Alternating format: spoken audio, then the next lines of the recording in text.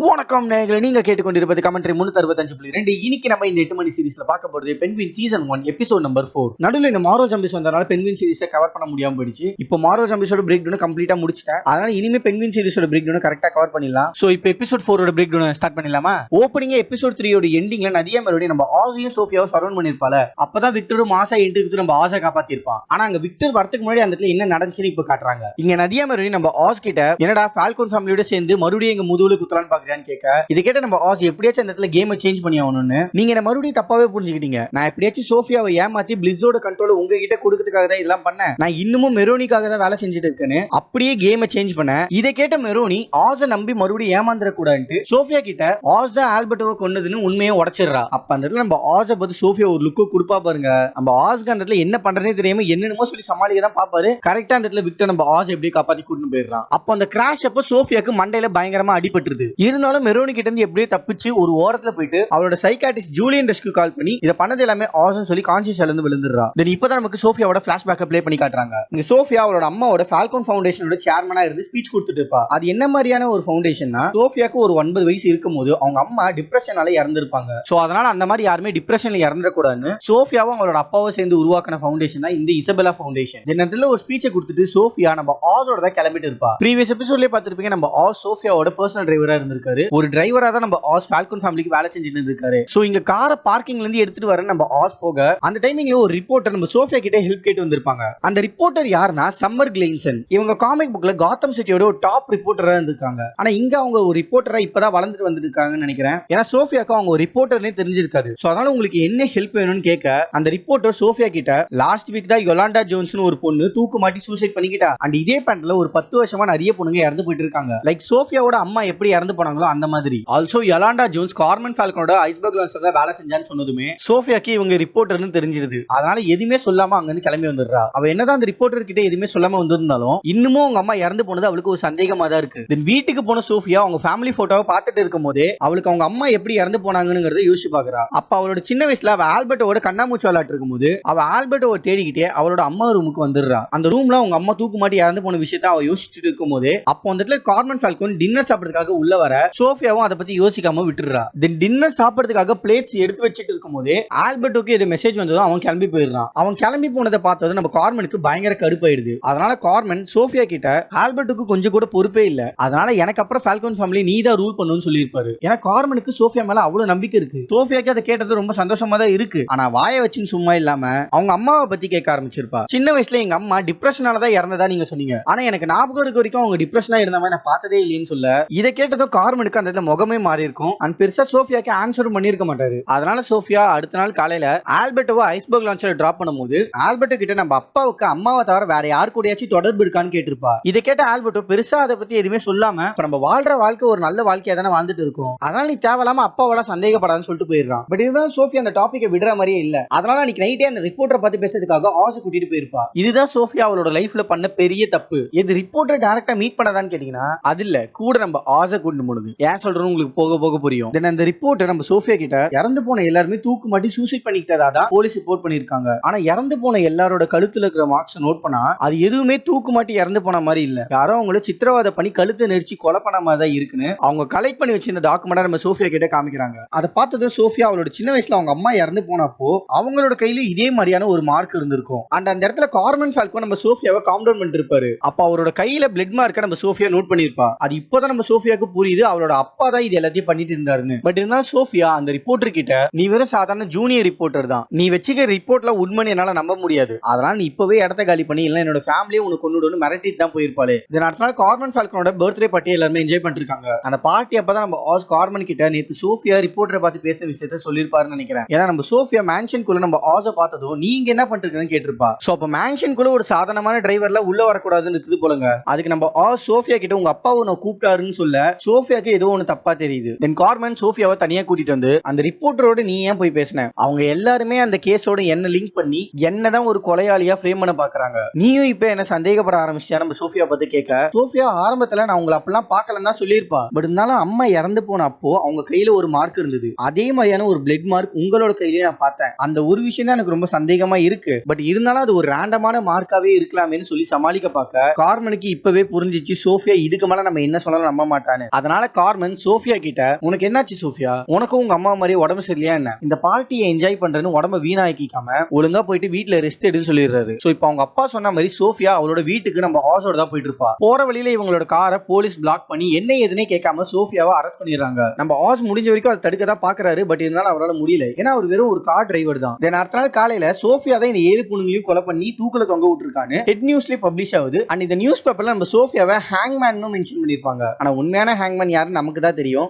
நீங்க Sofia, Alberto and அவங்களோட lawyer 3 பேருமே உட்காந்து பேசிட்டு இருக்காங்க. என்னன்னா கார்மன் ஃபால்கோன் சோஃபியா அவரோட கண் எதுக்கு அவங்க அம்மா இறந்ததை பார்த்ததுனால மென்டல் இல்னஸால பாதிக்கப்பட்டிருக்கான்னு கிளைம் பண்ணிருக்காரு. அண்ட் இதே மாதிரி இவளோட ஃபேமிலி மெம்பர்ல ஆல்பர்ட்டோவை தவிர மத்த எல்லாருமே சோஃபியா மேல ஏதோ ஒரு காரணத்தை சொல்லி ரிப்போர்ட் பண்ணிருக்காங்க. அதனால ஜட்மெண்டோட தீர்ப்பு என்னன்னா சோஃபியாவை ஆர்க்கம் ஸ்டேட் ஹாஸ்பிட்டல்ல 6 மாசத்துக்கு மென்டல் இல்னஸ் இருக்கான்னு செக் பண்ணுவாங்க. தென் அதுல பாஸ் ஆனா மட்டும் தான் என்னால எந்த ஆக்ஷனா இருந்தாலும் எடுக்க முடியும்னு அந்த லாயர் சொல்ல ஆல்பர்ட்டோக்கு என்ன பண்றதுனே தெரியல. அண்ட் சோஃபியாக்கு அந்த இடத்துல நான் என்ன தாண்டா தப்பு பண்ணனு முடிச்சிட்டு இருப்பா. தென் அவளை ஆர்க்கம் ஸ்டேட் ஹாஸ்பிட்டல் கூட்டிட்டு போயிட்டு கம்ப்ளீட்டா வாஷ் அவுட் பண்ணி ட்ரையலை ஸ்டார்ட் பண்றாங்க. இந்த ட்ரையலோட சீஃப் சைக்காட்டிஸ்டா இருக்க போறது டாக்டர் வென்ட்ரஸ் அண்ட் அவனோட அசோசியேட்டா வரப்போறதா டாக்டர் ஜூலியன் ரஷ். இவன் தான் நம்ம சோஃபியாக்கு அந்த ட்ரையலை கண்டக்ட் பண்ண போறது. தென் அவங்க 2 பேரையும் இன்ட்ரோடியூஸ் பண்ணதுக்கு அப்புறம் சோஃபியாவை அவளோட வார்ட்ல அடைச்சிடுறாங்க. அப்போ பக்கத்துல இருந்து வார்ட்ல இருந்து நம்ம சோஃபியா கிட்ட ஒருத்தி பேச பாப்பா. அது ஆக்சுவலா நானும் ஃபர்ஸ்ட் டைம் பார்க்கும்போது ஹார்லி குயினா தான் இருக்கும்னு நினைச்சேன். ஆனா இல்லங்க, மேக்பாய், மார்கரெட் மேக்பாய்னு சொல்லுவாங்க. இவ காமிக் புக்ல ஜுவல்ஸ் திருடுற ஒரு திருடி. ஆனா இங்க வெறும் ஒரு லூசு மாதிரி தொண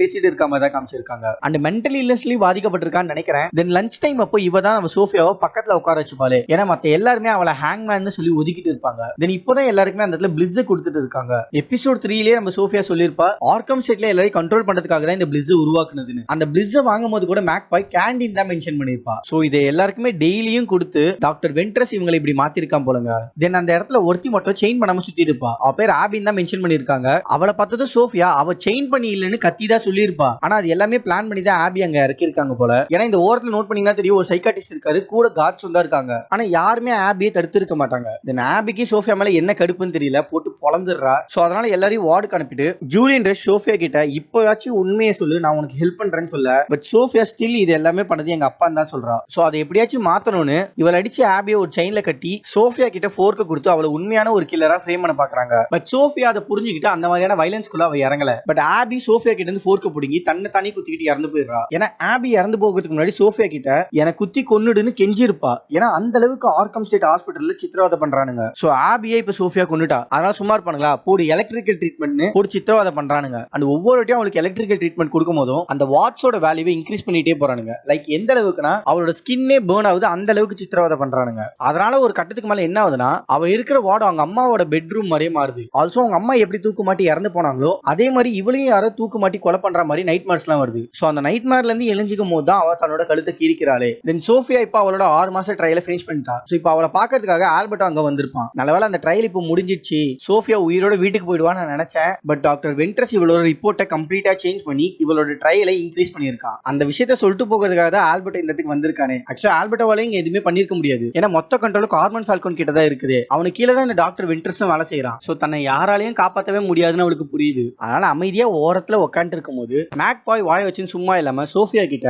நீ ஏன் டாக்டர் வென்ட்ரஸ் கிட்ட இப்ப வச்சு உண்மையை சொல்லக்கூடாதுன்னு சொல்ல சோஃபியா தன்னை பத்தின இன்ஃபர்மேஷனை மேக்பாய் வென்ட்ரஸ் கிட்ட போட்டு கொடுக்குறான்னு நினைச்சிட்டு சோஃபியா மேக்பாய அந்த இடத்துல அடிச்சே கொண்டுடுறா. அப்ப சோஃபியாவோட மூஞ்சி ஃபுல்லா ரத்த கரையோட நான் ஒரு இன்னசென்ட்னு சொல்லுவா பாருங்க, அதெல்லாம் தரமான சீனு. ஏன்னா ஒரு சந்தோஷமான வாழ்க்கையில இருந்த சோஃபியாவை கம்ப்ளீட்டா இந்த மாதிரி மாத்தி வச்சிருக்காங்க. அதுலயும் இதை பண்ணது அவளோட அப்பா கார்மன் ஃபால்கோன். அண்ட் இதுக்கு முழுக்க முழுக்க காரணமா இருந்தது நம்ம ஆஸ். யாரை நம்புறதுனே தெரியல தாசன், அதான் சொல்ற மாதிரி இல்ல. தென் பிளாஷ்பேக்கை கட் பண்ணி அப்படியே நம்ம பிரசன்ட் டைம்ல எனக்கு வந்தா தென் ஜூலியன் ரஷ் சோஃபியாவை சேஃபா காப்பாத்தி கூட்டிட்டு வந்து ட்ரீட்மெண்ட் பண்ணிருக்கான். அண்ட் கண்ணு முழிச்ச சோஃபியா கிட்ட நான் போயிட்டு உனக்கு சாப்பாடு ரெடி பண்றேன், அதுக்குள்ளே நீ போயிட்டு ஃப்ரெஷ் அப் ஆயிட்டு வந்து சொல்றாரு. அண்ட் ஃப்ரெஷ் அப் ஆயிட்டு வந்து சோஃபியா ஜூலியன் ரஷோட ரூமை சுத்தி பார்த்துட்டு இருக்கா. அப்ப ஜூலியன் ரஷ் சோஃபியா கிட்ட நீ இப்ப எப்படி ஃபீல் பண்ற, நீ ஓகேவான்னு கேட்க அதுக்கு சோஃபியா நான் ஆசை நம்பி ஏமாந்து ஒரு முட்டாளா ஃபீல் பண்றேன், அவனை கொல்றதுக்கு ஒரு வாய்ப்பு இருந்தும் நான் அதை பண்ணாம விட்டுட்டேன், ஆனா இதுக்கப்புறமா அவனை உயிரோட நான் விடமாட்டேன்னு சொல்ல அதுக்கு ஜூலியன் ரஷ் நீ ஏன் இன்னமும் பிடிவாதமா அவனை கொல்லணும்னே இருக்க, நீ ஆர்க்கம்ல இருந்து வந்து ஒரு வாரம் தான் ஆகுது, அதனால நீ ஒரு ஃப்ரெஷ்ஷான லைஃபை ஸ்டார்ட் பண்ணலாமே, உன் ஃபேமிலிக்காக இல்லனாலும் உனக்காகவாச்சு நீ பண்ணலாமேன்னு சொல்ல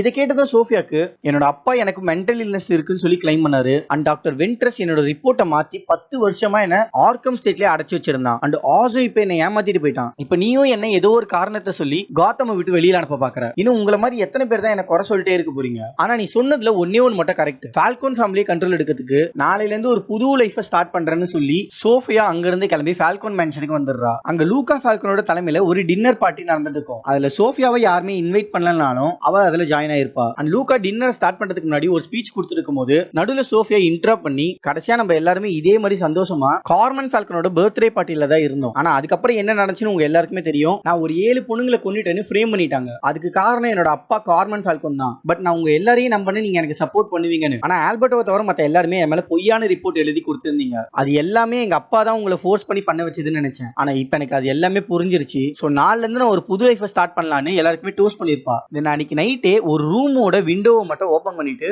ஜானி விட்டியோட பொண்ணு ஜியாவை மட்டும் கூட்டிட்டு கார்டனுக்கு வந்துடுறா. எதுக்குடா சம்பந்தமே இல்லாம ஜியாவை இங்க கூட்டிட்டு வந்தான்னு கேட்டீங்கன்னா, ஆக்சுவலா அவ ஜியாவை காப்பாத்திருக்கா. ஏன்னா அவ மேன்ஷனோட பைப் லைன்ல டாக்ஸிக் கேஸை மிக்ஸ் பண்ணி ஃபால்கன் ஃபேமிலில இருந்த எல்லாரையும் மொத்தமா கொண்டு இருப்பா. பட் சோஃபியா வெளியே வரதுக்கு முன்னாடி ஒரு ரூமோட விண்டோ ஓபன் பண்ற மாதிரி காமிச்சிருப்பாங்க. அது ஆக்சுவலா நம்ம ஜானி விட்டியோட ரூம். சோ அதனால அவன் மட்டும் இறந்திருக்க மாட்டான். தென் ஒரு ரூமா போயிட்டு எல்லாருமே இறந்து போயிட்டாங்களான்னு செக் பண்ணிட்டு இருப்பா. தென் ஃபைனலா ஜானி விட்டியோட ரூம்குள்ள வந்து அங்க இருந்த கன்னை எடுத்து ஜானி விட்டியை எழுப்பி கன் பாயிண்ட்ல நிறுத்த அப்படியே இந்த எபிசோட முடிச்சிருப்பாங்க. ஒரு இன்ட்ரெஸ்டிங்கான தரமான எபிசோடு. ஏன்னா சோஃபியாவை அந்த அளவுக்கு பயங்கரமா ரைட் பண்ணிருக்காங்க. ஏன்னா இதுக்கு முன்னாடி சோஃபியா மேல நமக்கு வந்த கேள்வி எல்லாத்துக்குமே ஒரே ஒரு பிளாஷ்பேக் சீக்வன்ஸை மட்டும் வச்சு அந்த கேரக்டருக்கான ஆர்க்க அவ்வளவு சூப்பரா எழுதி இருக்காங்க. ஆக்சுவலா இந்த ஸ்டைல் ஆஃப் ரைட்டிங் எனக்கு ரொம்பவே பிடிச்சிருக்கு. ஏன்னா ப்ரீவியஸ் எபிசோட்ல இதே மாதிரி தான் விக்டருக்கு ஒரு பிளாஷ்பேக் சீக்வன்ஸை வச்சு அந்த கேரக்டர் செம்மையா எழுதி இருப்பாங்க. மீதி இன்னும் ஆஸோட பிளாஷ்பேக் சீக்வன்ஸ் தான் இருக்கு. அதை எப்படி பிரசன்ட் பண்ண போறாங்க நம்ம அடுத்த எபிசோட்ல பார்ப்போம். இந்த எபிசோட்ல நான் ஏதாவது மிஸ் பண்ணியிருந்தா கண்டிப்பா கமெண்ட்ல மென்ஷன் பண்ணிட்டு போங்க. அப்படி என்னதான் மிஸ் பண்ணிக்கிறேன் நானும் தெரிஞ்சுப்பேன், மத்தவங்களும் தெரிஞ்சுப்பாங்க. அது வரைக்கும் நீங்க கேட்டுக்கொண்டிருப்பது கமெண்ட்ரி 365.2. அப்புறம் பார்க்கலாம்.